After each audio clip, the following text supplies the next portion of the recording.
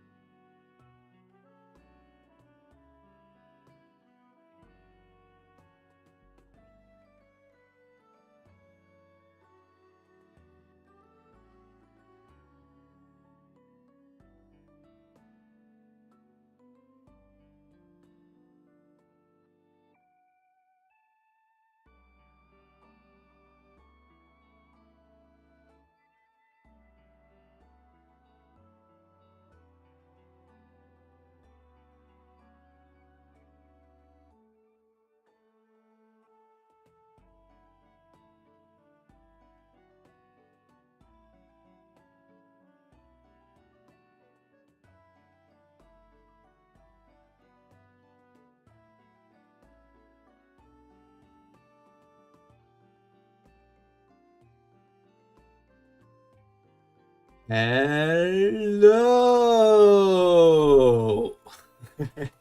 It's me again. Today we will finish Once and For All. Welcome to the Charlotte family.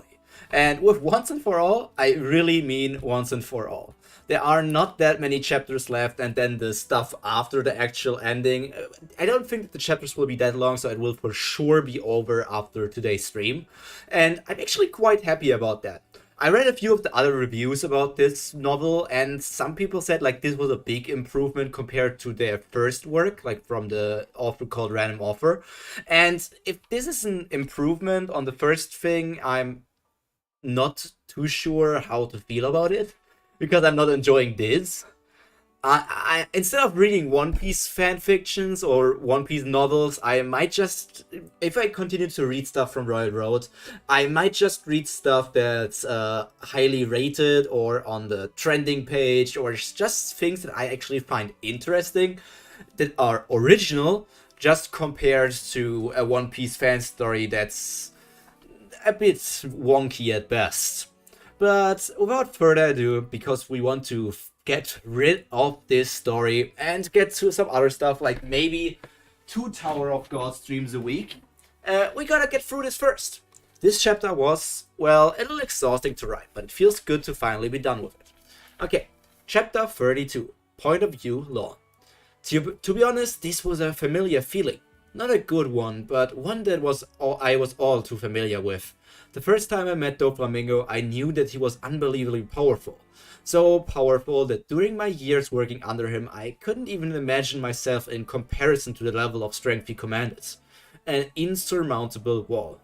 Over the years, and starting again in the North Blue, I had managed to overcome that wall. Brick by brick I had removed where it was necessary, and step by step achieving power closer to Doflamingo's level.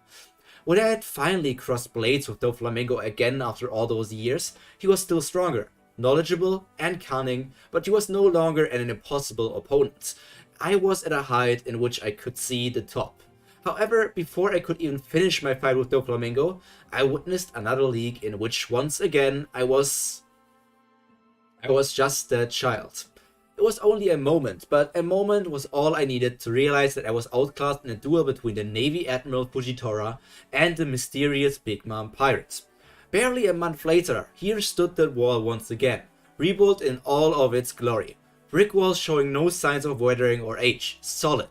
Once again taking away my hopes of victory against this person. Your next words are going to be, I won't die here like this. Shame, there are so many better last words. I grit my teeth as everything she said cut through my will to fight like a hot knife through butter. She already knew, she saw everything. Was there even a reason for fighting if the outcome was already decided? Standing there with my no duchy no longer in my hands, I felt vulnerable, weak, empty. Standing in her presence was like being in a steam bath. Not entirely affected, but the water vapors sapping at my strength. Despite this, I knew why I was here. I discarded and scoffed at the growing doubt before calling up my reason for why I was even stuck in this very position. Beppo, Penguin, my Nakama. I had sacrificed my safety so that they would be able to escape. Sure, this was a sacrifice, but I had no intention whatsoever to never see them again. Renewed will gave me strength, determination filled my limbs with adrenaline, and power once again surged.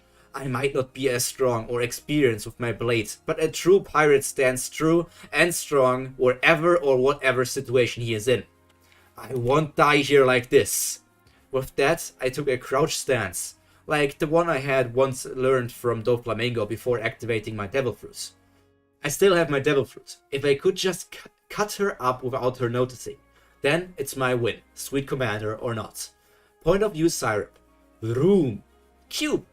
The activation of 2 space warping and reality defying devil fruits bends the concept of space, as the entire mirror dimension seemed to cave into itself as the 2 devil fruit powers fought for dominance.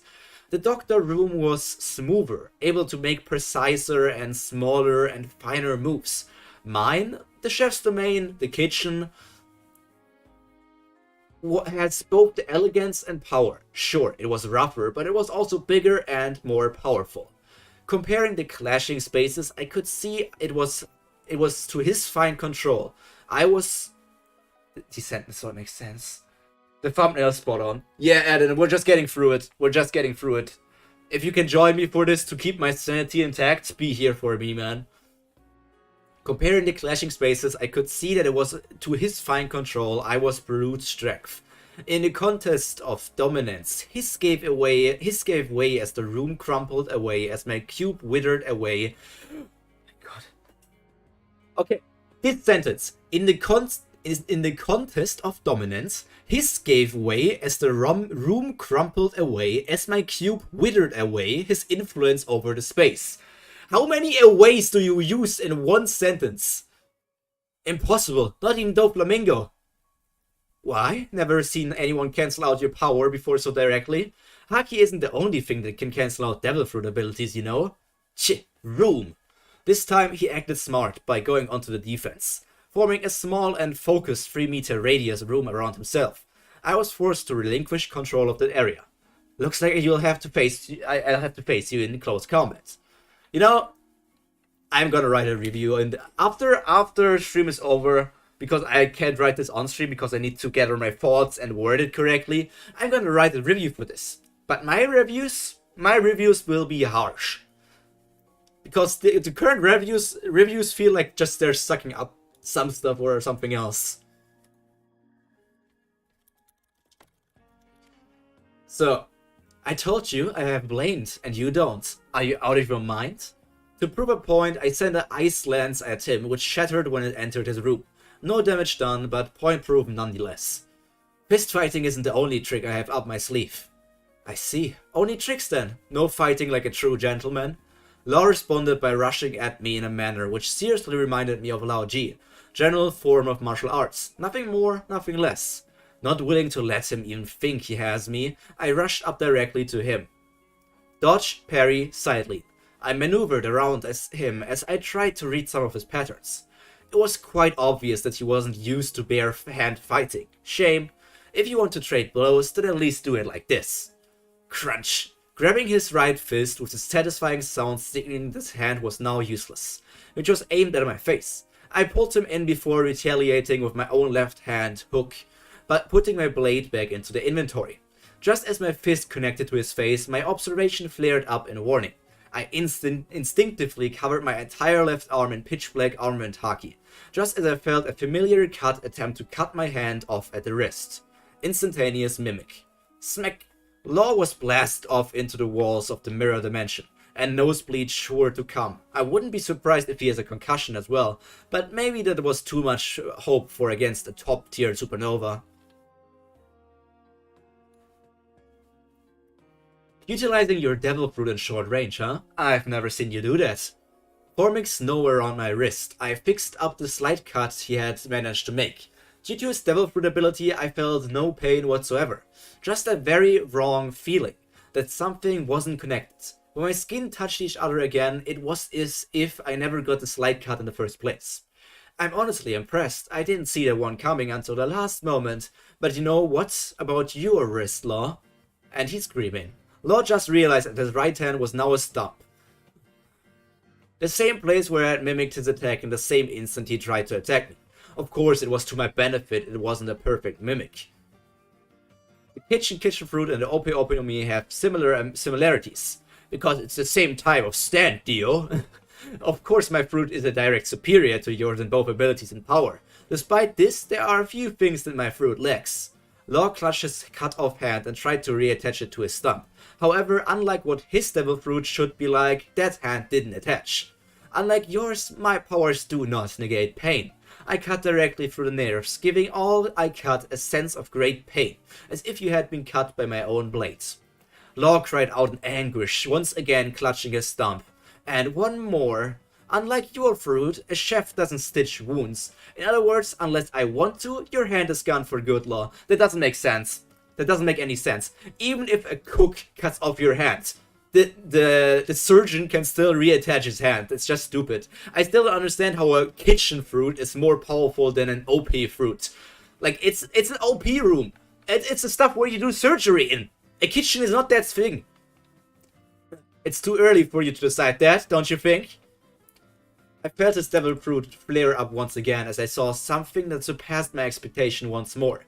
With his own devil fruit, he cut off a little of his stump as well as the end of his cut-off arm. What the fuck?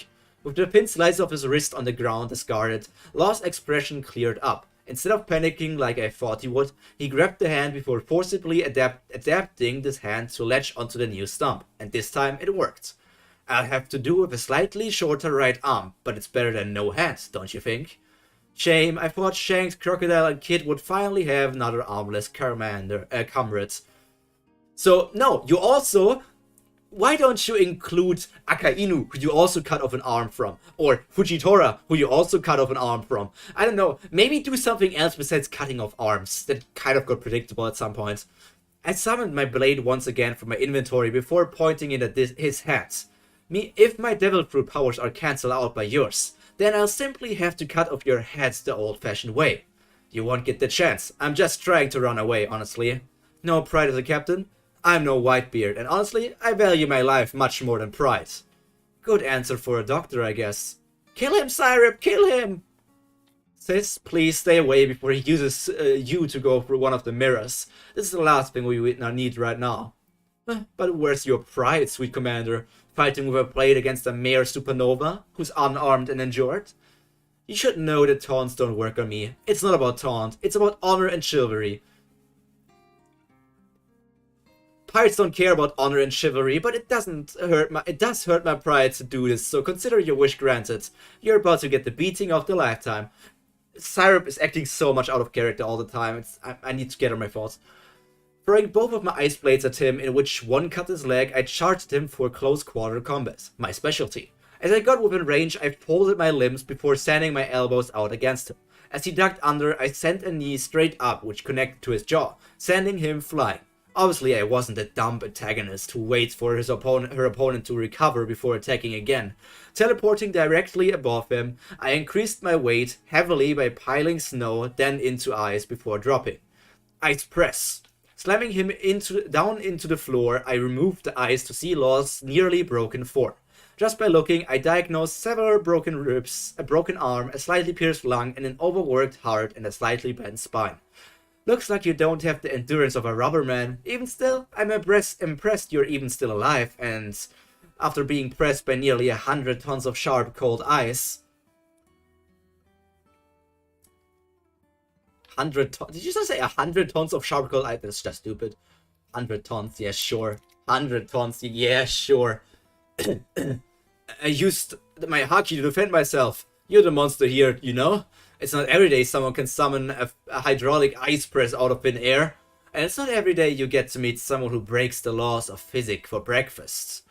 With that, I kicked him as hard as I could without using any physical enhancement. It wasn't haki strengthened, snow compacted, space banding stuff, but I was Charlotte Syrup, and that alone broke through the barriers of physics anyway.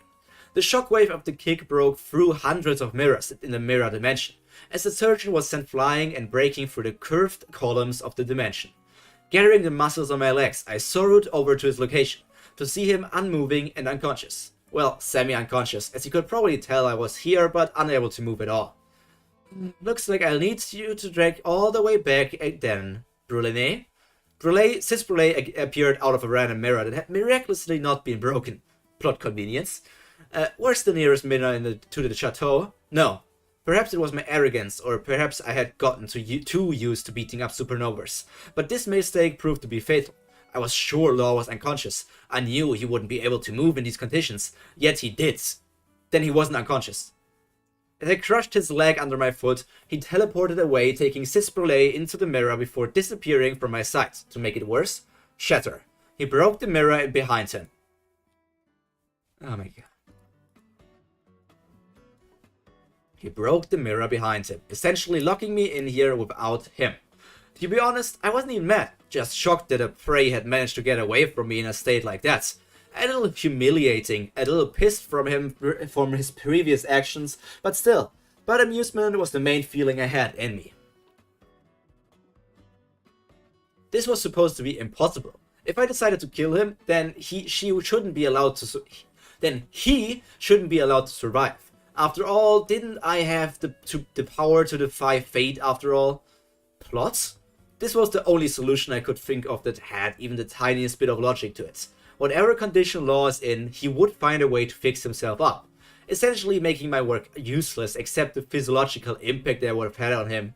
Why though? Was he needed to defeat Kaido? Would he play such a big role in the future that not even fate would allow me to press around with him? No, this was something bigger. Fate has never been able to stop me before. Not when I had put my heart and head into achieving something. I had saved Ace from a certain death, a fated death. I had personally killed Marshall D. Teach, Blackbeard, a man who was supposed to be the opposite of Luffy with an inherited will and is speculated to be the final villain of the series. Even besides that, I had forced supernovas who should be elsewhere under Big Mom's service. And killed off others who would and could pose a threat, so why now? I had a bad feeling about whoever it was, a sinking feeling in my stomach as I could not even fathom whoever could disregard fate, destiny, and even my luck so casually. Hopefully this was just a passing incident, something that happened out of complete coincidence, and yet I couldn't get rid of something that was approaching slowly. But I had nothing on it yet. No information, no proof, or anything to base my claims on. Only my instincts, but mind was trying to argue against it. Enough nonsense for now. I can worry about this later. The cards that I held fell apart one by one with Law's sudden aggression, me turning to fight against him. And finally, with him leaving me here like that, my plan for getting out of here might as well have gone down the drain. I did have a backup plan, but it wasn't as well fleshed out as what I had planned at first. It would need a lot of improvisation from one point to another. As a general rule, I hated when things went wrong, especially in such a tight and horrid situation, like now. I sensed multiple new, very familiar presences behind me approaching, none of them weak either, 4 members of my family. It's time we talked about your betrayal, Syrup. Why? Of course he knew why. Of course he knew. Why wouldn't he? Besides, shouldn't he be fighting against Straw Hat now? Daifuku, come back to us, Syrup. It's not worth. It's especially not for you. Cracker, you do know that Mama will chase you to the ends of this world, right? You're her strongest, smartest, and most useful daughter. She won't lose you. She won't have losing you as well. Cracker should be unconscious and not here right now. She got defeated by Luffy and is still not feeling too well to move around here as well. And as she said, Katakuri should be fighting Luffy. Saying that right in front of my face, Cracker.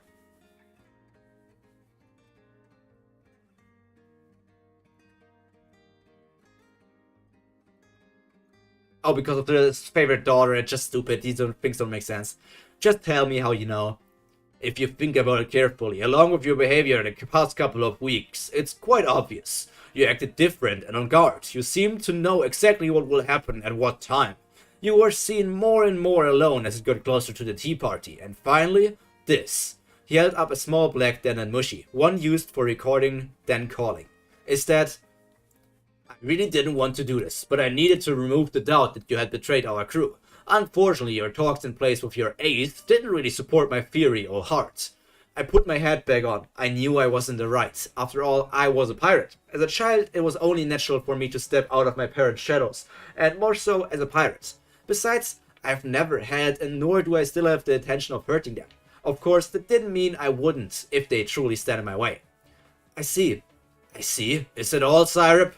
Big Brother was losing his calm. It wasn't often when we saw him like that. Scratch that. It was never. Why? We've spent so much time and effort holding our family together. Yes, we are dysfunctional and oftentimes we end up fighting each other, but we are family in the end. I'm not denying that, brother. I merely wish to leave the crew. You mean leave the family? Crew, brother. Crew. There's a distinct difference between those. I consider crew and those I consider family. For one, I have no will to hurt family, whereas I don't care about our crew. How could you not care? It was you that led the charges, the attacks, and the collections. For myself, I needed power and experience. If I was to survive in this cursed sea, for you, I needed Mama's trust so that she would never sell me off like Lola or even my loving twin sister. I need your faith in me so that no one would suspect me. And why are you telling us all that now? Because the cat's out of the bag anyway. With time, you would have put this together anyway, with or without me. Rather, I tell you myself than risk you all coming to a worse conclusion. But why, sister? Why? Is it for someone else? Is it for the One Piece? I think something in me snapped as I heard my brother's accusation. It hurt to be doubted by my family, but it was so much worse when he made that assumption that I was doing something like this for something so little. Do you really think I'm doing this for the One Piece, to become the pirate queen? Those are Mama's dream. Along with creating this mess of a wonderland empire with all races equally ruled under her tyranny. I took a deep breath to stabilize myself before continuing. All of you trapped in the cycle and pattern. It disgusts me. I understand why, of course, living all of your life in jealousy and envy of Gold Roger's accomplishments and constantly being compared to who is the closest to the One Piece and more. The position of the Pirate King must look like a throne of gold to you. I raised both of my arms to the side to gesture the world. But there is more to the world than the One Piece. There lies more outside of the Grand Line that we for decades have trapped ourselves in the hopes of taking Roger's legacy. There is more to this world than a single treasure and title. I took in a deep breath before I delivered my final blow. I will leave this crew. I could sense the shock on their faces, but I didn't give them the time as I continued. I will be free from everything that is. Mama could take her position as Pirate King for all I care, but it would not be through me. I will leave this godforsaken land and explore on my own rights. Crusaders, a crusade across the seas under my own flag to the sea that has been calling for too long. I could feel the tension rising, but I continued. I will venture out the line and into the blues and find what lays within and beyond. What lays within and beyond. Climb to the top of the red line and back again. I will go and return for myself and my own wishes. I pointed my blade at my brother. It hurt to point my blade at him for real, knowing that this was a no-mock spar. My emotions inside were raging up, but I forced my gift, calm minds, to calm them before I finished what I planned to say. I will be free. Free, even if that means fighting past you. Heading off to the climax of the story. And also, cue boss music. Something or someone enters the arena. Hope you all enjoyed. Okay. Is there any good comments? Nothing. Nah, it's just the normal stuff. Nah, nothing good. But there's something new on the bingo board. We have a One Piece reference. We did have a One Piece reference, so we can mark this red. And turn this one red as well then. And this one as well. We also have Syrup leaving Big Mom. So that one can be turned red. That one can be turned red. And this one can be turned red. So look at this. We're getting... Oh, this is also bingo. I must have missed this bingo last time. There's another bingo. Then, what bingos are we missing? Syrup stops Big Mom. That might be a problematic one to get. Open ending could very much happen. Syrup joins another crew. Another crew would also mean her forming her own crew. And CP0, I think CP0 and stopping Big Mom are the two most unlikely ones. I finally finished all the planning. We are really close to the end. Now, as I am the beginning, the better for the last chapter. Or maybe the second to last. I would just to say this here. Thanks to all of you who read, commented, and enjoyed my story. This has been a wonderful hobby and time killer that I just randomly picked up in the middle of the pandemic. Some of you know how much of a shitty writer I was from Argent Dawn, Please Don't Read, and even in the earliest chapter of Justice of One Piece World. I want to say more, but I won't spoil anything about what comes next. I think only Zonetail knows what's going on after. Okay, there's some person who knew that, and you yourself knew that you said you were a shitty writer. You're using past tense. My bad, I'm not enjoying this. I don't know who AN is. I want to say that the fanfic Katakuri is much stronger than the... Oh, it's the offer note. I want to say that the fanfic Katakuri is much stronger than the canon Katakuri, mainly due to the sparring with Syrup and other great opponents throughout the Grand Line and New World, unlike his canon counterpart where he has never encountered an opponent who is as strong as he is. The Katakuri in this version is stronger, with an undying will and drive just like Luffy's. I see, if that is your view, then you leave me no choice. A trident slid out of his arm as he grabbed it by the shaft before pointing it at me. Katakuri, as your older sibling, it is our duty to knock some sense into you. You're going to fight me? Actually? Even though you know I'll fight back? Well, someone has to hold you back. And nobody expects for us really stands a chance, especially with Mama currently in her hunger pangs. We don't have to fight you, you know? You can go up here and now, and we as your mortal and oral siblings will forget that this has ever happened. Hearing my brother speak like that, I couldn't stop myself from laughing. Honestly, why did he even think I chose this exact time for everything? Is something funny? Is something funny? Why, brother dear, this whole situation is just nothing sort of hilarious. Every moment of this day I had planned out to perfection, and the fact that you want me to give up is just because I had one obstacle in front of me? Ridiculous. I don't get it. So it was like that. I hope not to be the case. But judging from your past actions of how you always seem to know how some things happened that even our networks had no clue about. Tell me then, Syrup, how long have you planned this for? How does this master plan of your work? You want me to do a villain monologue where I'm stupidly giving away everything? Yes. Well, as for me, I truly don't understand the situation, so I need someone to explain it for me. Even in this sort of situation, I couldn't help but crack a smile at my brother's antics. He was never the brightest thinker anyway, with his near impenetrable shield always guarding him. It felt like something inside me was edging to do the villain speech, even though I knew it was illogical. You know what? I'll do it. Well then, let me indulge you of why it's such a special day with all the right circumstances. I shouldn't be emoting. Why am I emoting? Did he write anything?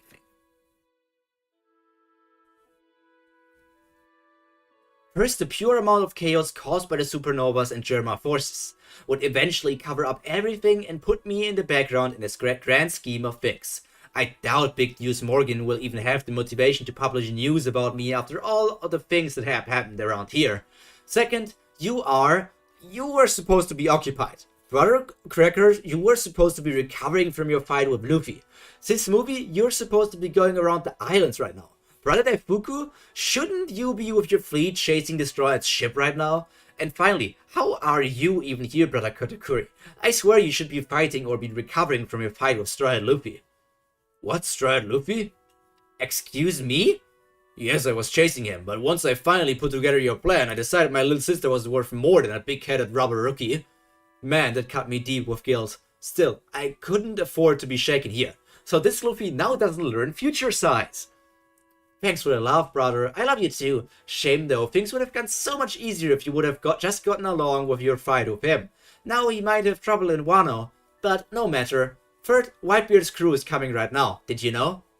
Heard about that. The Fruitcake Patrol just found their armada approaching from the edge of the territory. We already began mobilizing our own in preparation. Exactly. You should be saving your strength for them. You really want to fight against me when you should be resting for Whitebeard? The four just looked at each other before turning back to me. I'd say it's worth it. I'm sure I'd still be able to kick a couple of commanders around no matter what shape I'm in. Technically, I'm not doing the fighting, so it doesn't really matter. Just come back, Syrup. I held down the sorry that climbed its way up my throat before I continued my villain speech. Finally, Mama's in a rampage right now. You all know as well as I do that during her hunger pangs, Mama will not remember anything once it's over. And by the time, I'll already be gone.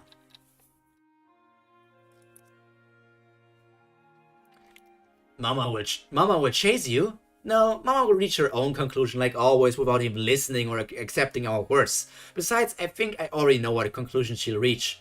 I cleared my throat before impersonating Mama as best as possible. Mama, how could Whitebeard come into my territory and steal my little smoothie? Oh, my poor baby, everything must be his fault and it is Straw Hat. They seemed a little stunned at my performance, but they knew it in their heart to be the truth. This shallow thinking would be the conclusion that Mama reaches and acts upon, all while ignoring the truth her children are telling her. You can see now, won't you? Today's the day I can go free without consequences. If I vanish today, then Mama will never look for me in the right place, nor blame me. The Marines will believe I died between the fight between Mama and Whitebeard. The only ones who know the truth will be you, and nobody will believe you. Not Mama, not any of the soldiers, and why would the Marines or the revolutionary armies listen to pirates anyway? I lifted my right arm before putting it over my heart, black armament haki covering my arm as I showed that I was serious. They had the will, the determination to go through with my words. So please step aside. Point of view, Katakuri. My little sister is one heck of a monster. From an outsider's perspective, who've only heard about her through the World Economics newspaper, she is one of the most notorious pirates out here, including the Yonkos themselves. Fighting Whitebeard and his entire crew head-on while on the Moby Dick and surviving to tell the tale, which is still stupid. Playing a major role in a Paramount War by being the figure to ace while removing the arm of Admiral Sakazuki and fighting in even grounds of Aokichi, although with my help at the time, which is also stupid. Not only that, but burning down the floating golden casino to the ground, gravely injuring Fujitora, while demolishing major parts of Dressrosa, and the list goes on and on. But the thing was, that was only from an outsider's perspective. As her older brother and fellow commander, I knew she was much, much more. A prodigy, a genius. Everything she saw, she learned. Everything she was hit with, she copied, like an ever-dry sponge. She continued to drain everything into herself. Martial arts styles, devil fruit utilizations, and many more. Now it's even to the point where I'm seriously doubting if she has consumed multiple devil fruits.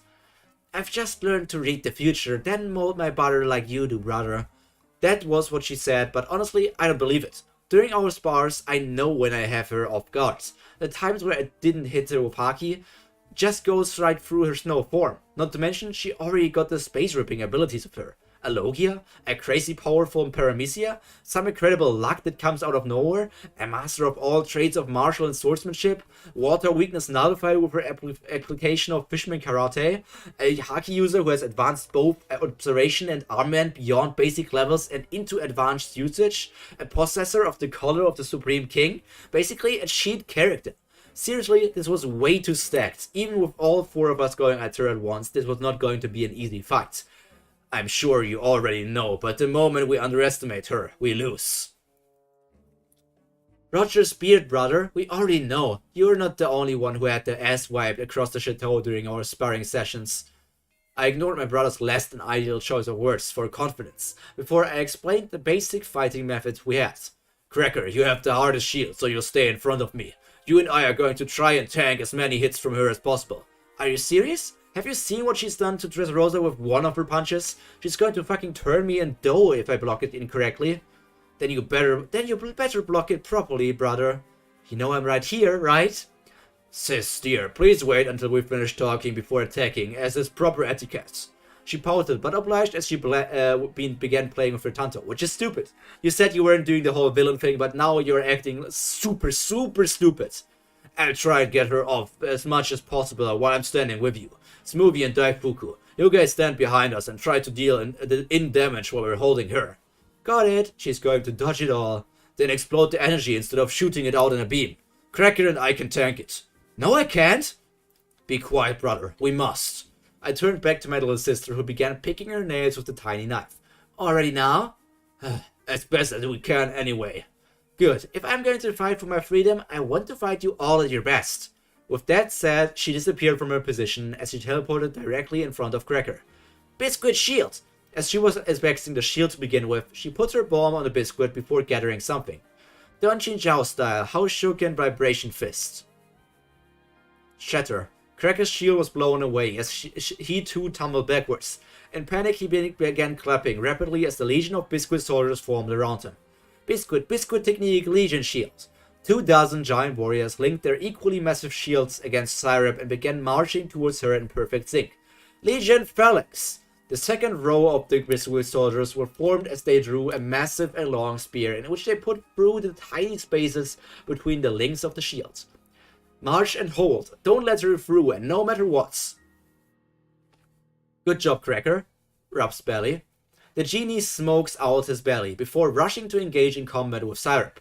It obviously won't be able to do much about it, but at least it'll earn us some time. Smoothie let out a sigh of relief before she began to charge herself up for an attack. But I wasn't so sure. This was Syrup we were talking about after all. Looking into the future, I couldn't see much, like always when fighting with her. The future was clouded and short. Looks like I'll have to use my abilities only against her. Don't relax, prepare for another defense should she break through. Break through that? Without water? Brother, it's going to take at least a full minute before they are weakened. And she's talking something in Japanese. Boom. The biscuits exploded and sawdust, biscuit powder or something, flew everywhere, clouding our view. A purple smoke, probably the remains of the genie, dispersed as Daifuku suddenly got down onto one knee, clutching his, private region, maximizing my observation for sensing what is around me. Crunch. I sensed a massive black snow fist sucker punch the hell out of Brother Cracker before he was sent flying down the dimension and out of sight. Only a faint boom echoed throughout the realm, signifying that he had crashed into something. I'm sure that wouldn't kill him. He's too tough to die against something like that. What now? Your shield's gone. Why, Syrup, we'll just need to continue attacking. True to my words, I Mochi ran in front of her with my fist in mid-punch. I expected her to dodge, but instead she grabbed it with her own before beginning to freeze the Mochi. This was bad. The versatility of Mochi's shape and tangibility is what gives it strengths, as most of your abilities. The frost began to climb up my arm as I tried to let go. Unfortunately, Syrup held on my Mochi as it was deep into my arm. However, cold and frozen Mochi is brittle, fragile, in other words. An armament-covered left hand shot out for my frozen arm. In a split second, I chose to sacrifice my arm as I disconnected the portion of the Mochi as myself before diving backwards, my arm reforming. Tch, you were seriously going to make me armless? Yes, like she does with every character. You can live with an artificial mochi arm, I'm sure. Besides, you can just go visit the Tata Princess in Dressrosa if you really want to recover limbs anyway. That's how Fujitora got his arm back from what I heard. That's not how her devil fruit works. This time she came to me in a martial arts style I have never seen before. Legs crouched and low and one palm forward, while the others at the side of her waist. It might look like Fishman Karate, but it's not. Then what is it? A modified of Hashoken and White Fist Kenpo, made specifically to defeat Mochi humans. I don't even know what White Fist Kenpo is. Her stance and fist created ripples in the air, highly resembling that of the Kano country's Chinjao family. Was she trying to get through my defenses with vibrations? I don't even know if Katakuri would know the Kano country's Chinjao family. They're not really that important. Mochi combo. I rushed forward to meet her as we locked ourselves in hand-to-hand combat. From our backs, more and more limbs sprouted as we tried to constantly get the upper hands of the other. Snow against Mochi. Martial arts was brute strength. Due to the massive size difference, she was constantly teleporting around me in order to close the gap in reach of her real arms. Most of her blows were deflected by my Mochi defensive Mochi limbs from my back, but a few that did connect, ripple, ripple, cuff, cuff. As a palm pressed onto my chest before she retreated back, she had a smug look in her face as her fighting form seemed to be effective. A modified version of the Chinjao family's sacred martial style. I took the liberty of adjusting the wavelengths to penetrate through Mochi. It looks like it's having effect. Cuff, cuff. I don't think a direct hit from Mama would hurt this much. You didn't even use your full strength behind that blow. Saying that Syrup is already stronger than Big Mom at the age of 16. Of course, since it's a vibration-based attack, it's more important to pinpoint exactly where I'm attacking than how strong I hit you. As for right now, you are horribly out of breath since I would have slightly crippled your left lung if your chest wasn't hardly covered. I assume it would have impacted your entire torso. That's some dangerous technique you got there, little sister. I felt the mochi fill in the gaps and fissures around my lungs as they reformed my structure. I found it easy to breathe again, as once again I stood tall and proud, looking down at my sister once more. Now that I know what they'll do, I'll be able to fight against you properly. With this! I gripped the mole trident as I begin spinning at it at terminal velocity. I and A are not at the same spaces on the keyboard. Seriously? Going for the kill, brother? Then I have to do the same, won't I? She pulled out a blade, a long one. Scratch it. It was freaking gigantic. A butcher knife the size of, well, twice herself. Nearly was pulled out, whatever devil fruit ability allowed that. I personally prefer shorter blades, but you're just so tall and your skin is so thick, I need an equally bigger sword. She pointed at my trident, which suddenly seemed a little small and thin in my hands. I think I win the measuring contest. I don't know, where's Smoothie right now? You knocked out Cracker and Daifuku, but you just left out Smoothie from some point. Is there anything important here? Nope, there's nothing important. Even the comments don't care anymore. Chapter 34. Family Squabbles. Here's some sort of recipe, and then we go here to Point of View Smoothie. Brother Katakuri and I were trying to pressure Syrup, while Brother Daifuku was recovering from yet another busted genie. And as for Brother Cracker, who knows how far he has been flung. Banana Frappe Smoothie. A highly concentrated beam of sugary energy shot out towards Syrup, who did a backflip to avoid it as the beam went through the arch of her back. Two massive blades clashed against each other in a mastery of swordsmanship and spearmanship. Both a master in their own arts, the two weapons clashed over and over as the ground around them got ripped apart. I could see Syrup jumping around and swinging the massive blade, easily twice her size, as if it weighed nothing. Though when Katakuri's foot was buried into the ground whenever he blocked her swings from above, I could easily tell the blade was worth its weight, if not more. The energy and haki they had put in their weapons was... I need to open my window, it's getting hot in here. It's getting hot! The energy and haki they had put in their weapons were producing sickle winds that began to slice apart the mirror walls as parts that were not hit or blocked made crashed into the outsides. Brother, you know that I am better than you at weapon mastery. You're a brawler, not a weapon master. Then perhaps we just need to set it back to our fists. With a mighty clash, Brother Katakuri's mole caught the massive butcher blade between the two of its point before holding it down as he raised his other arm covered in edge mochi. You wouldn't dare. I had to personally ask the blacksmith to forge that. You can make it again once you're thinking straight. The force of his punch shattered the butcher blade, but also his trident as the force was passed on. Both of them letting go of their now useless weapons, they reverted back to their brawlers, hand-to-hand combat positions. Seeing as now there was little risk in getting hacked to pieces when standing near her, I deemed that it was time to join the fight again. Get her! Edge Mochi, Edge Snow! Two highly condensed fists collided with each other as the shockwave ripped away at the material holding together the mirror realm. Yield, brother, you can't help me here. I've got a duty to hold together his family, no matter what it takes. I put down my blades to the side as I held it in a close combat stance before rushing in to help my brother. If Sai was just going to dodge everything, I wouldn't want to waste my energy on continuing to blast her. It's a 2v1 close combat. Make it 3v1. Brother Daifuku carefully shuffled up onto his feet before summoning yet again another genie, which rushed to our aid. Syrup's back exploded into dozens of tendrils and limbs which flung at Brother Daifuku's genie and myself, while her original form fought against Brother Katakuri. You're outnumbered and outgunned. Crack. For the first time, Brother managed to get a clean hit across Syrup's jaw. As she was sent flying before tumbling across, I stood by to check if this was not a fall while my brother rushed in, not willing to let their attack go. Give up now. By now, my two brothers were pounding on Cyrus' weakening defense as the ice began to shatter around her. Her snow limbs teared apart and one by the genie's halberds. Modified Systema, CP0. What? Altogether, her movements changed completely as limbs retracted into shorter, denser, and faster blades instead. The close-quarter hand-to-hand combat with Brother Katakuri was once again balanced by the new set of movements, but the new sets of movements set him off balance. I hate it. My brother stumbled a couple steps back from an unsuspecting straight kick which came straight out of her torso, Logia properties, before lifting his hand up once again. CP0? So she did meet CP0? It was never mentioned. It just came out of nowhere now, I guess. Systema, the most efficient form of martial arts. Maybe not the most powerful, but in a close combat situation like this, there are only a few better choices I can think of, and I don't know them as well anyways.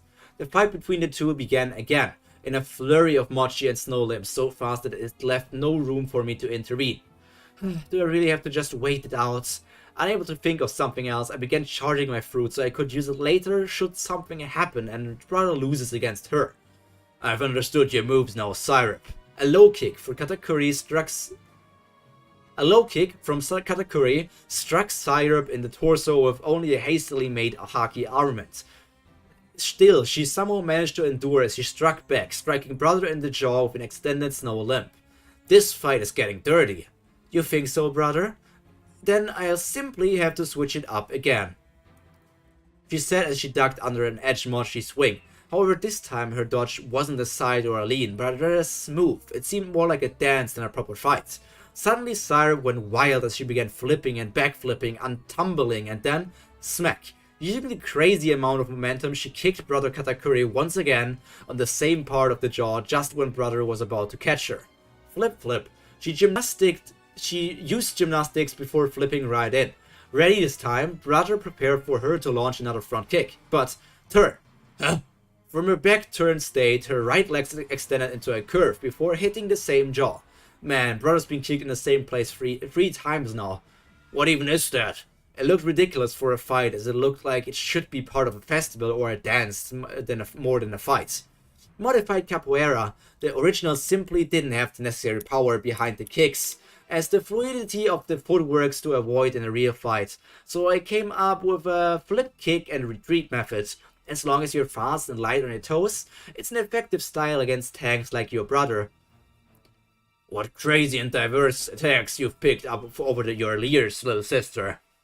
Many, possibly even too many to properly utilize them all. Something's wrong and I knew exactly what it is. You're not using much of your devil fruit ability. Tell me, what are you hiding? What are you planning? If this was a fight against anyone else, you would have already brought down meteors and put ice spikes in the ground. As expected of my brother to see through me like that. You're absolutely no joke even without using your powers. but I know from experience you rely heavily on your devil fruit against strong opponents, and I know that you would not take me on lightly. I'm just saving my stamina for when I need it. From far away, a battle cry resounded as sound of a marching army approached, an army of hundreds. Please don't tell me that is what I think it is. Syrup! Because if it is, Biscuit Army or Legions, I might need to use my trump card now. Charge! Point of view Syrup.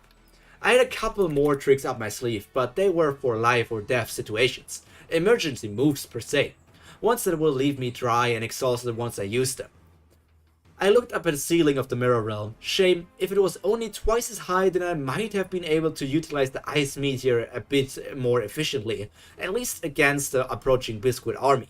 Unfortunately, dropping ice at only this height would drain a lot of me instead of actually doing damage. Scatter, don't group together and give her a target.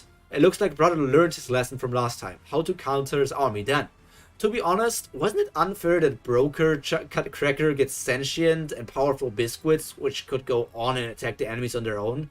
Well, I mimicked it long ago, and I've reached a sort of semi-success of recreating with snow. I've put my hands on the ground, summoning a literal mountain of snow before shaping a small part of it into my will. Form, Yeti. A giant snow monster emerged from the gigantic pile, a snow head and torso, but scaled with hardened and crystallized ice. In his left arm was a Roman ice shield that looked very out of place, but it would be effective, and his right arm was covered entirely in black ice spikes. Roar! Brother Cracker looked in shock at the monster I had created as it roared in challenge and in defiance. Still, he looked at his numerical advantage by the hundreds before he relaxed once again. I grinned as I slammed my hand down once again into the snow mountain, muttering one of my greatest plays yet. Something Japanese because you were a weep, and then the technique of the Sea of Man. Hundreds of giant monsters' heads formed from the mountain before tumbling out all at once, rolling over, crashing before orienting themselves and standing at attention. Legion! The 100 Yeti clashed their shields onto the ground in attention. Engage the Biscuit soldiers! With that, I smirked at my fuming brother Cracker as he witnessed his precious soldiers into combat with my Yetis. They seemed to be almost evenly matched, as one couldn't get a hand above the other. Enough games, we end this now, all together. The four of the all pulled together as I felt a massive amount of energy gather around them. Instantly, they soared around me, leaving me surrounded. Well, I could technically teleport out of the encirclement, but if I wanted to end it here, then it would be better to let them. You wanted to end as well, right, Syrup? I know that's why you haven't gotten out of the encirclement just yet. That's right, once they try everything against me, I would be free to attack them as they laid exhausted and out of energy. Well, we'll give you what you want. This is a gamble for us too. Brother Katakuri, Smochy, crashed above as the ceiling came pouring down in a near-perfect sphere, creating a makeshift barrier. What for? Looking into my future sight, the possibilities were endless. I quickly shut it off before I got dizzy. Once I got my eyes to focus again, I found myself completely trapped by the remaining Biscuit soldiers, ones that weren't fighting the Yetis, holding together the barrier and reinforcing it. What for? I changed my eyes to search for the energy and observation, but everything turned foggy and I realized someone had been spraying energy and devil fruit powers everywhere. Brother Daifuku. A sudden glow in observation grabbed my attention, as I found Sis Smoothie's signature growing more and more in power. More powerful than I've ever thought she could before, almost rivaling my King Punch. How could this be? Just as my attention was grabbed, my feet felt heavier as I looked down. Mochi? Since when? From underneath this tiny cracker of the barrier, Mochi was leaking through like water before solidifying as it changed me to the ground. I could get myself out in no time, but the problem is... Smoothie. Full extract. Ultra Smoothie Beam. That. Why didn't you just teleport behind Smoothie?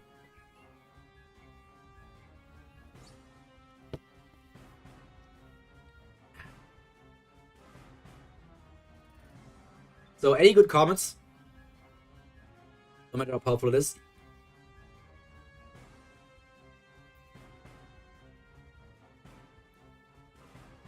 What is this meme? It's an error, thank you. I really like your meme. Getting more and more unsatisfactory, and at the end of every fight, Law Fujitora, the MC is in a disadvantaged state. For God's sake, it is a novel with strong lead tag. Of her previous work at the WoW faction fights, but this novel not so much. No, not Frank. Yeah. I don't know, somebody's getting annoyed as well. We can live with being annoyed because we all get annoyed with this. Chapter 35. It's the second to last, I think. Yeah, it's the second to last main chapter, then we get to the other stuff here, which I don't know what it will be about and how long it will be. Chapter 35. And we have 2.5 hours left, so let's get through them, baby! Let's get out of this prison! For a moment, the world went slow as I saw a pure white beam of energy make its way towards me. I could see the air around it burst and form a hyperbola as the tip of the beam broke through the sound barrier. What the fuck is a hyperbola?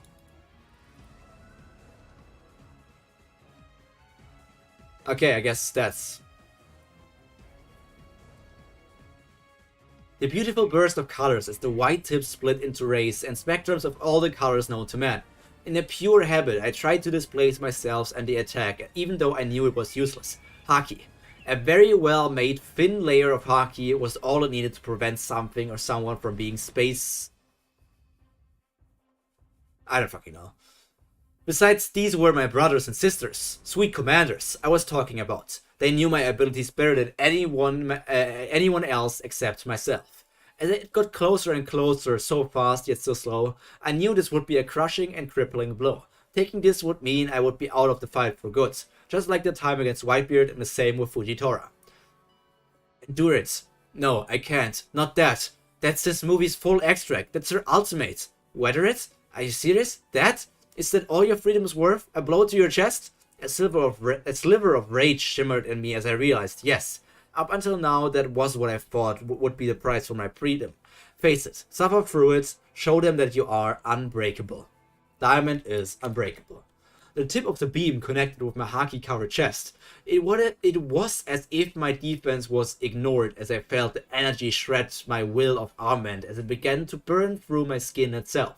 My snowy composition failed to regenerate faster than the ray burned through.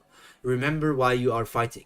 It burned. It really, really burned. I felt the searing pain as I screamed in defiance of the pain and heat going through me. Don't let go. Freedom is within your grasp.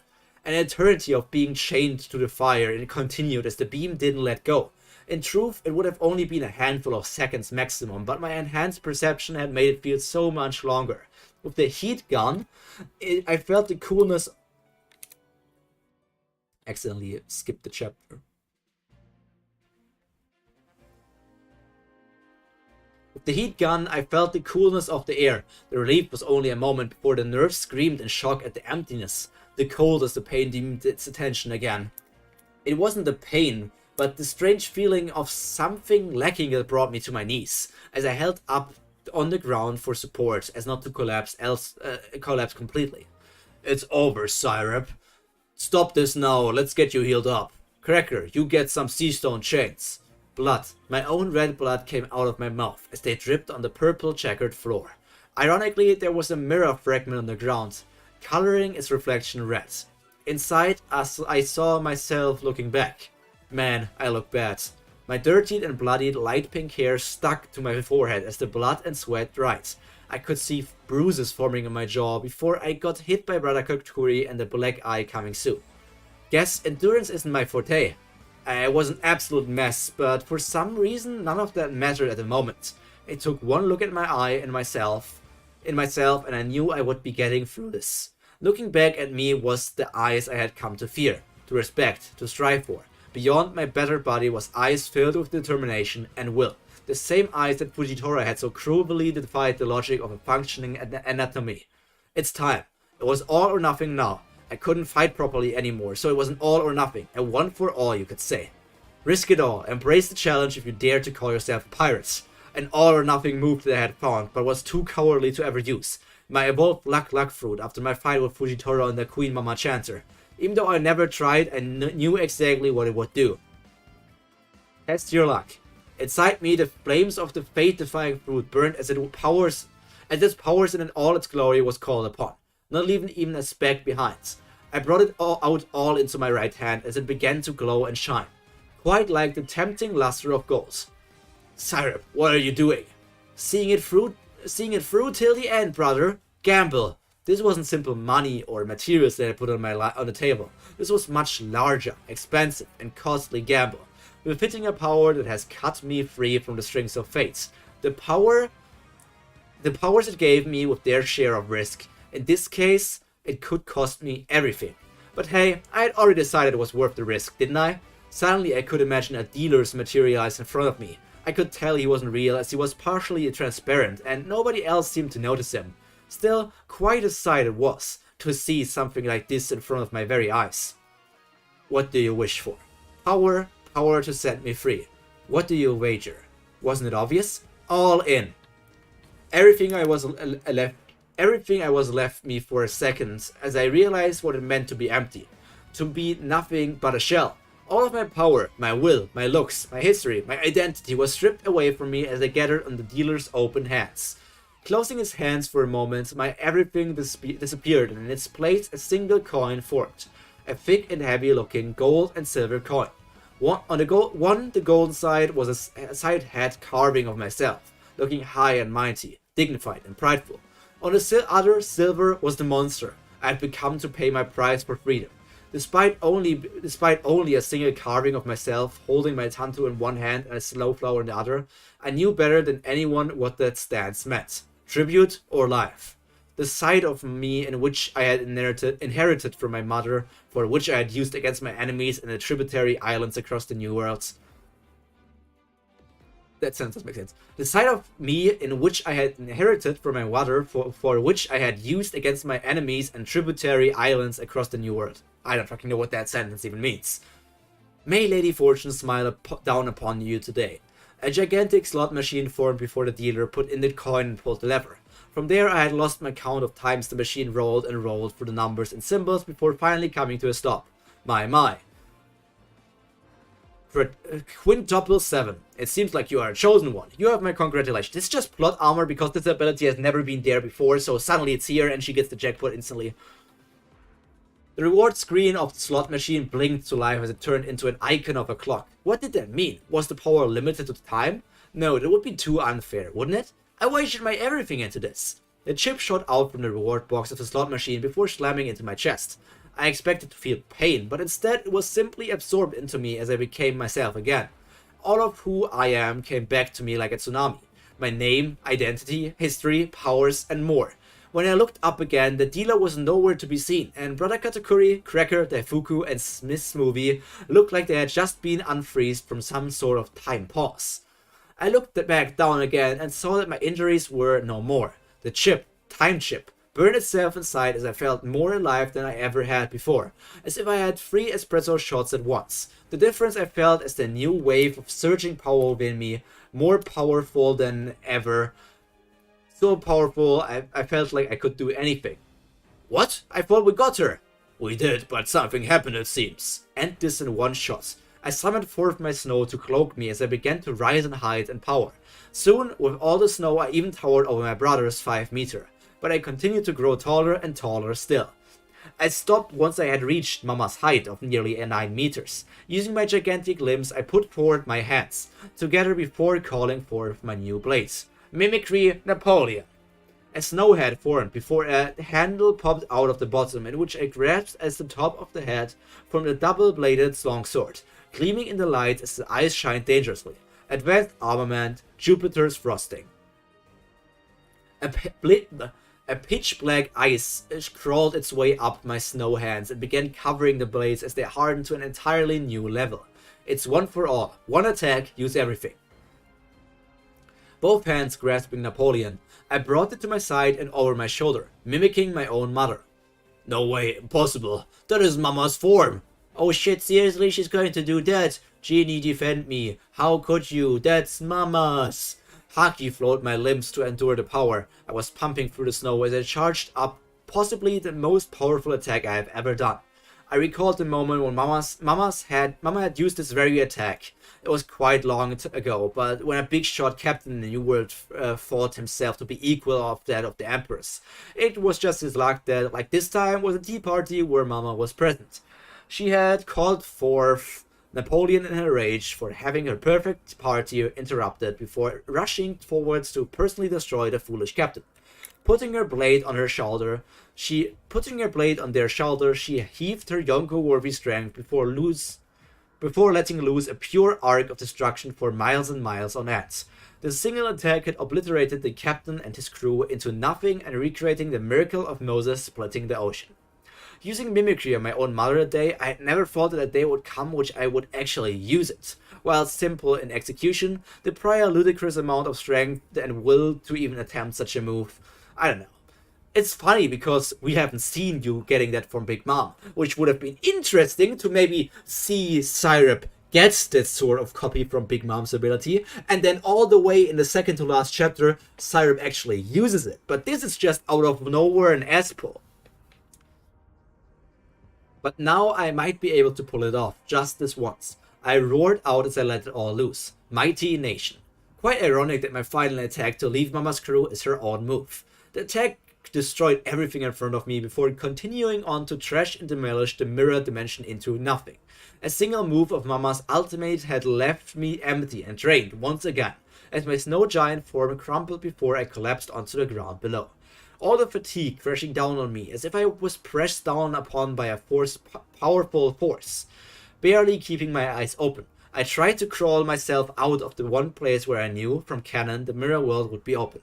My muscles hurt. Some bones must have cracked or have been broken. I can't see anything clearly. I can't feel my fingers. I'm tired. No, I can't afford to fall asleep here. Not now, especially not now. In agony, I continued to crawl in my blindness as a black figure stood above me. Brother? No answer. Instead, I felt a vague sense of a soft giant hand wrap around me before carrying me off the way out of this damn place. No, all of this for nothing? In my broken state, I pulled against the scarf that I knew so well, guilt and shame eating away at me, as I, yet again, continued to resist. Something hit me on the head softly, but it was really all that I needed to send me off into unconsciousness. But I heard something before I fell into this embracing darkness. Surely I must be dreaming already. It must have been really hard for you to do this. Thank you, truly. If this is really what she truly wishes, then that too is my duty to take care of her, or else I personally rip you apart.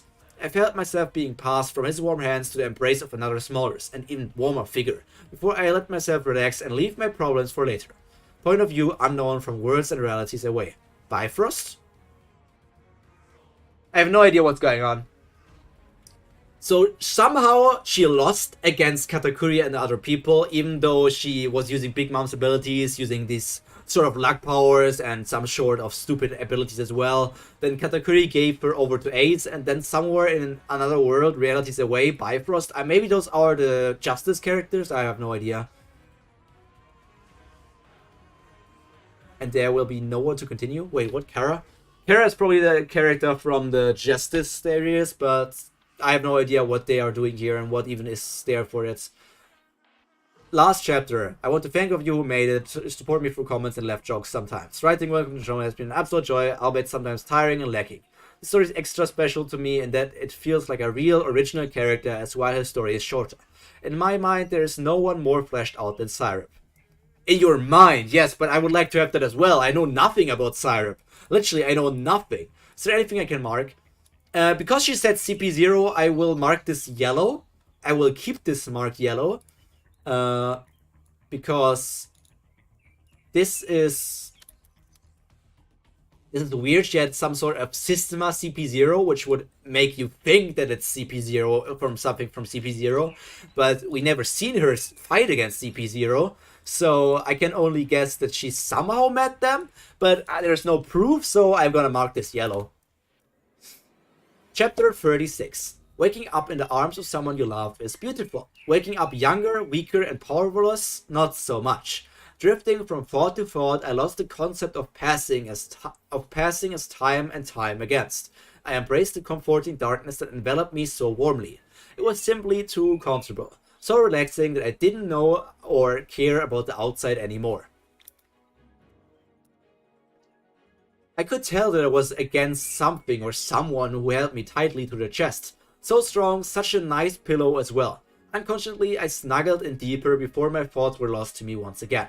The loud explosions and shoutings constantly disturbed me and shook me from my state a couple of times, but they never held me for long.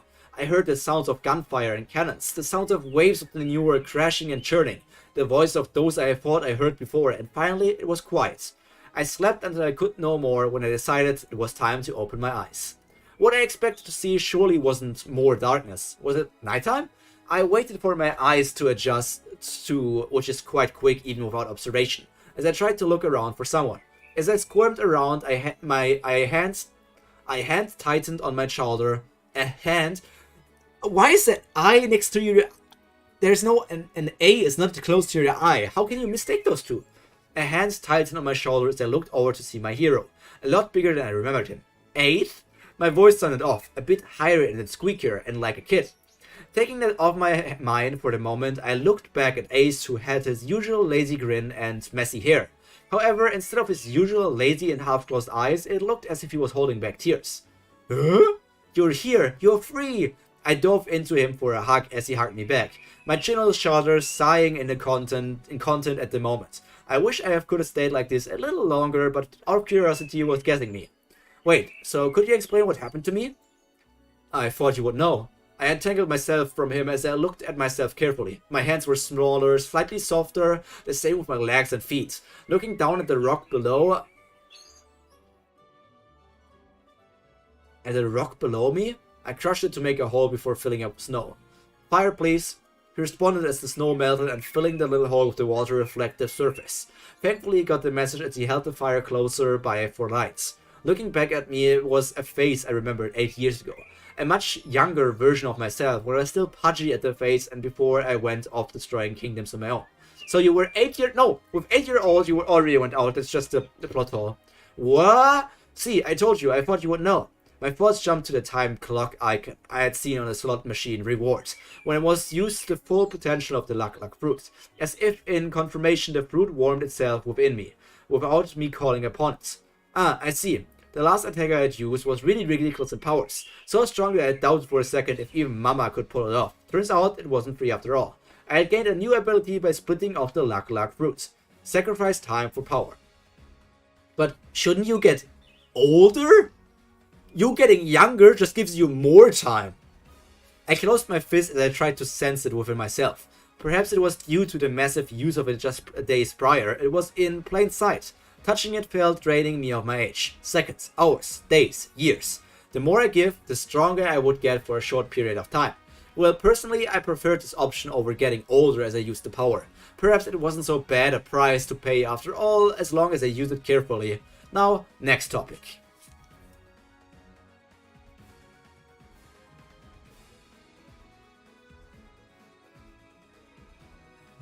Stupid story. So what happened? So where are we? After there was a long explanation of everything that had happened after the fight, apparently the last move I had done had collapsed the entirety of the mirror lamp, and Brule, thanked my sister hard, had managed to slip my brother and sisters out in time using her personal mirror. As they were escaping and Ace carrying me, it was seen by the others than the Whitebeard pirates were kidnapping me, thus making for a grand chase across Totoland. We're quite lucky that your mother was preoccupied with crushing the German forces. If she had decided to come after us, there would have been another Marineford war, but this time between two emperors. Getting out to territory and into the no man's land of the New World, we had apparently just stopped for a quick restock. There's only a small village but enough to stock up on fresh water, some food, and we can hunt for meat, so it isn't a bad idea. This is one of the wilder primal islands out there. I took this chance to look around the dark space we were in. A cave, a massive cave. The glistening rocks rising dozens of meters above us and hundreds around us. Water flowed slowly on the cave floor, creating small streams. I could sense the bats and the smaller creatures all around us. If I listen carefully, calling upon my observation, I can even slightly hear the bats' echolocation, proof that our bodies have gone beyond human senses. So why are we here instead of on the Moby Dick? It's Summer Island, like an extreme rainforest Summer Island.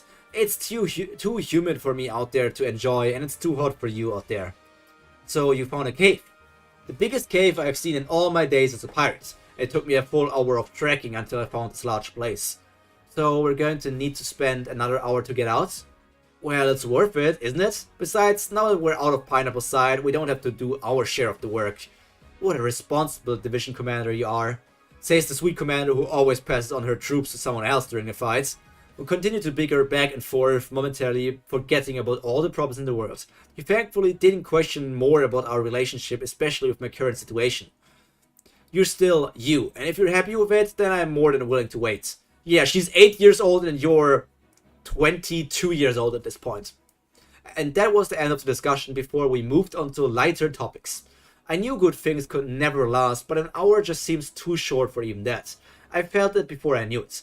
My subconscious confirmed that what I felt during my fight with Law. I felt as if I was sinking, although I was still on Ace's lap.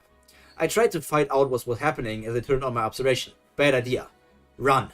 I turned it off as I clenched my eyes shut to shut out all my senses to flee like rabbits. Alias, the warnings almost came too late.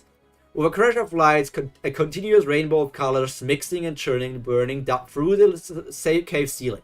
The impact of the burning light hitting the cave floor scorched the smooth stone below, turning it into lava. The molten rocks began to flow down towards our location, before the light stopped entirely, leaving only a situation of a woman with dark red eyes staring right into mine.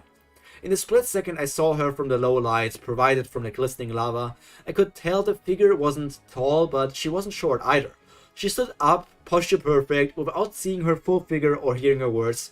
I could tell she was an arrogant one, but one that has earned the right to do so. The peaceful second passed before my senses were overwhelmed at the majesty of the being. My body and mind telling me to flee, flee, flee, but my heart begged me to kneel in her presence. No, I wouldn't bow to an unknown. I have hugged Ace even tighter not to give my knees the freedom to move. What the hell? I could feel Ace shivering slightly behind me, but I was doing the same. For the first time it seemed as my calm mind was compromised as I couldn't think straight. My mind in a complete panic and jumble as I lost the words I wanted to say and control of my body. Only my eyes functioned normally as I used what was left of me to look back to meet the gaze of the being. Before I even finished raising my hands, I saw perhaps one of the most bizarre and logic-breaking scenes in my life. The walls, the water, and even the wind bent to her direction, as if they were bowing, praying her their respects. Step, step. 2 steps forward was all she did, and yet I saw the world follow her, the wind clutching at her form and the lava refusing her to leave her ankles. Further up I couldn't see anything yet, but higher and higher until I met her eyes. Red eyes so dark that one might mistake them for black if it's not in a dark cave. Dark eyes that somehow managed to glow. Eyes that showed power, dominance, authority, omnipotence. Syrup, you've got to run, okay? Teleport out of here in the direction behind me. Go find Pops and we'll get you out of here. He could barely finish his sentence as fear gripped his heart. I understood why he was saying this, but I couldn't do it. I couldn't leave him again like I had in my Reed Fort, like I had so many years ago in the Moby Dick. Not when we were finally together for good. An 8-year-old and a 22-year-old finally together. No, Ace, if you want, I want to relay my message to Ace, but I was cut short by other figure in the area. How touching, though I must let you know that escape is impossible. Besides, a force so powerful slammed both of us onto the cold floor, as if I was pressed down by Fujitora's gravity, but much, much more powerful. This is by her presence alone?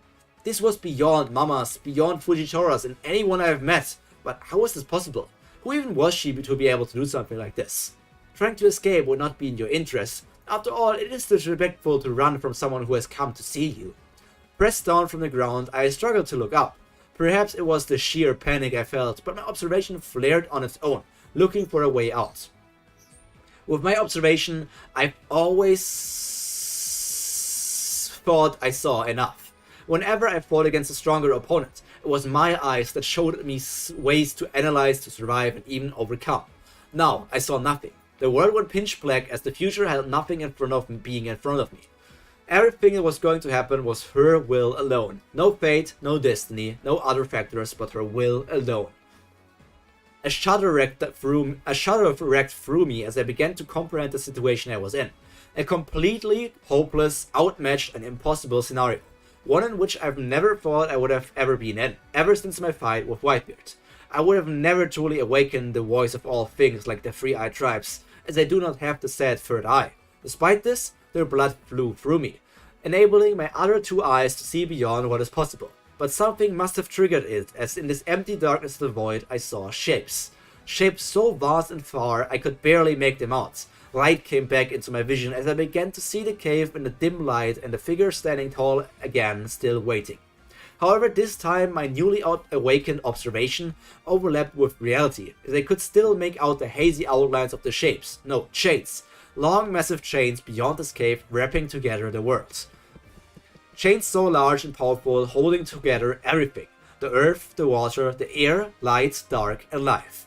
The amount of information that flooded my brain forced me to shut my eyes. Shut for a second before I opened them up once more. I needed to know. All the chains that tied this world and beyond focused and tied themselves to one single being. Her. The chains came together, forming a sort of black and golden lock. This said lock, existing only in the form of hyperspace. But I understood its meaning. Something was holding us back from ever reaching greater heights, and she was it. This isn't even One Piece anymore. You saw it, didn't you? A hiccup came out unintentionally as she spoke, sparking fear in me once more. It's not often I see mortals who see the truth. Fate is a fickle thing, not to say ironic. What was she saying? The power I dropped so long ago in the hands of the reincarnated. The fruit my little twin Kara has been complaining about for so long. Her words brought up a memory so old, a memory nearly a lifetime away. My worst before being born into this world from the mysterious entity that brought me into this world. So those twins, yeah, they're still doing well. I'm afraid that little sis will throw a tantrum if she finds you here. Looks like I have to hide you in a different world for the time being. What? Should you meet that old geezer? Tell him to stop reincarnating souls into the side branch. It just adds more to my workloads when I can be petting Kara. It's weird that a sister will be petting her sister. As she stepped onto the darkness above, the molten rocks I could finally see in her in whole glory. Her deep dark red hair matched her eyes as they glowed before tricking my eyes that they were black once more. A perfect figure and face, so pale it almost looked like if she was an albino, if she was created rather than born. Donning a perfectly ironed and spotless black on black suit and pants that highly resembled the ones from my own world. Don't be too disheartened, I'm sure you enjoy it for a while. Then the ground opened up below me. What I had expected to see was cracked ground, but instead a swirling void raged below me, threatening to swallow everything in sight. No, not when I just won my freedom. I began to scream as somehow I found the strength to flail wildly as something caught my wrist. Ace. Alias, his strength wasn't enough, as in a single second we're caught up in a torrent of the force before enveloped in the darkness once more. The last thing I saw before falling into the unknown was the amused face of a supreme being. The end. Offer note. Hope you enjoyed Diana's cameo. For those of you who get the reference. Finally, the story is complete. Done. No more. But the journey and adventure of Charlotte, Cyber, and Ace shall continue in a different setting. This means new world and new adventure. This is so stupid. So you just isekai'd Ace and Syrup. Yeah, you isekai them, and you're even asking them to isekai them in which story. Oh my god. Champ felt forced especially last year, plus he was a bit weak at the end of the story for yeah.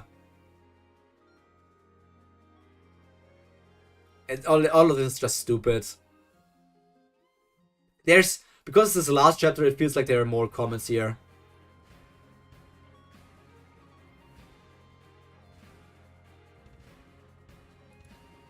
So all of these are just stupid. All of these are just stupid, but this is the end of the official thing. But it seems like the other chapters are still decently long, at least this alternate ending one. Yeah, the other ones we will see, but okay. Gather my thoughts. If Diana didn't eat them across time space. Yeah, basically a purely One Piece ending fee. Thank you. Love overall, love words, lemons and lemon. Oh no, I'm going to cringe so hard because this is Romans. Jara mature. Location Moby Dick 2nd Division Commander's private quarters. I cuddled up to Ace with my back to him as he wrapped his arms around, putting his head on my shoulder. I squirmed a bit to get in a more comfortable position before he picked me up and taking me to his bed, throwing me onto the sheets. As he approached me, I saw that the look in his eyes changed. He was still the same, but his eyes looked more like a predator looking at prey. Eyes full of desire, love, but prominent was lust. Dude, you're 8 years old! Even if you're not 8, you're 16, and Ace is 22. Ace is really a predator. Hey Ace, I didn't get a reply as he pushed my shoulders back to prevent me from getting up. A couple of days back. After safety venturing out from the cave after encountering whoever that supreme being was, I could only express my relief when she decided to release us after isolating the world or something like that. Perhaps it was how Ace stood up for me time and time again, and finally in front of an literal all-powerful god. But our relationship developed faster. It seemed like my new ability also helped.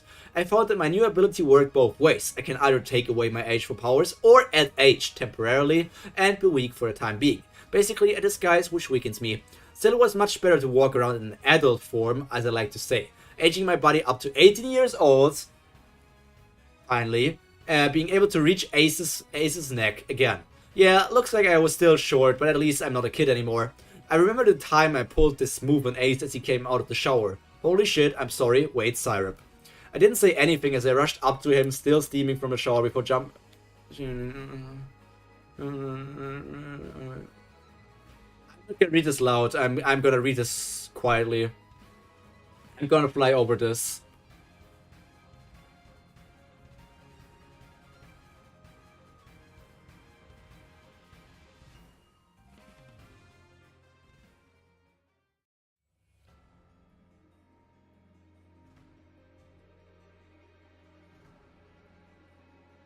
My little son.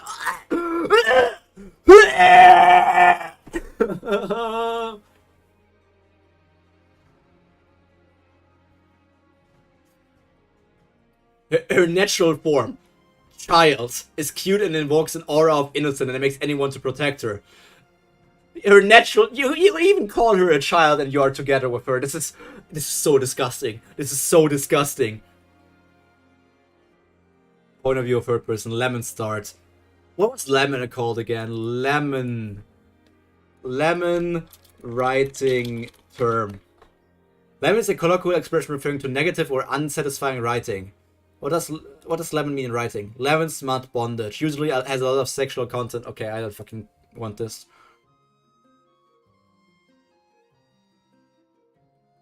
I'm not gonna read this. I'm not gonna read this. I'm not gonna read this.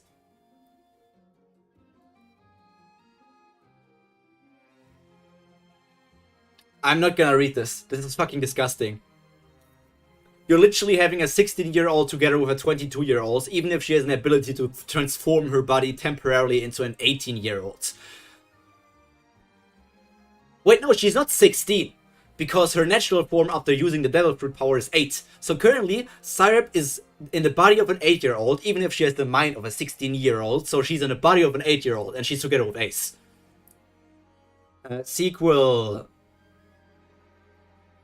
This is something about my hero. I'm not gonna read through this. I'm actually just going to go through them, and we're probably not gonna read these. Sequel is finally up. Wait, there's actually a sequel? There's actually a sequel?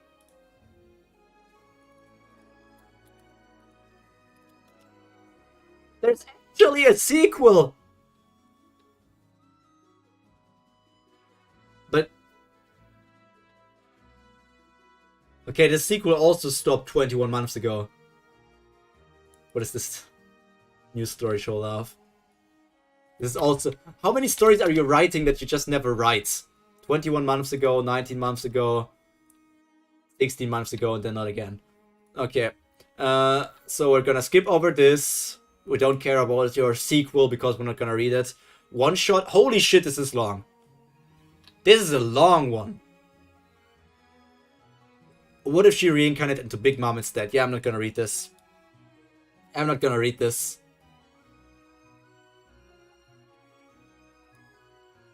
The story is up. Which was about what? Hope Dies Last. It's like a different story. This is an alternative universe thing. X Gates, yeah, that's another thing because you're just milking a story that's not even good. Gates.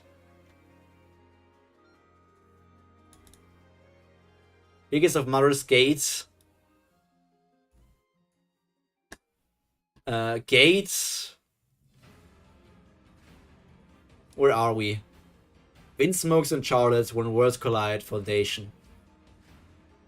We're still in the... That's Windsmoke and Charlotte's. Is there anything important here?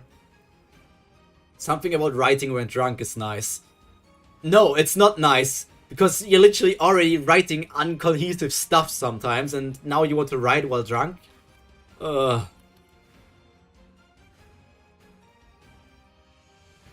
Okay, I'm just gonna... I'm not reading these.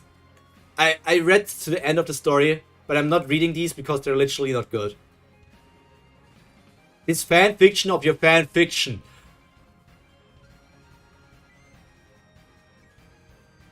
It's a fan fiction of a fan fiction.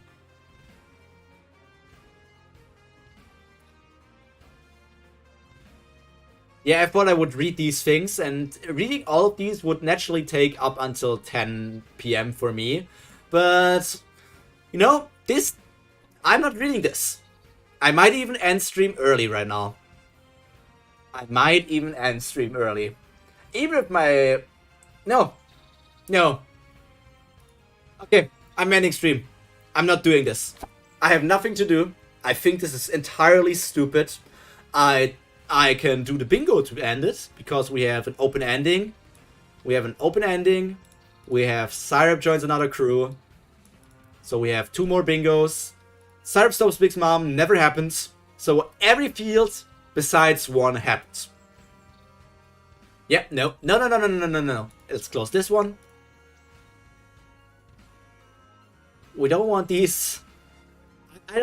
I'm literally, I'm so done. After this is over, I will think about how to write how to write a review upon this feature about the story. But good news, instead of that, we're going to read Tower of God on Mondays now as well, to double the Tower of God stuff and increase the speed that we do in Tower of God. But I guess that's all from me for today. I really need to calm down after reading this. Random offer, you will get a review from me, and I feel like I might be harsh, but, you know, reading this was not my cup of tea. There are many people who enjoy these kind of stories and this kind of writing, but for me it was too inconsistent, it was too problematic, and everything else, the power scaling didn't work out, the character was too OP, even if in the description you said, what did you say?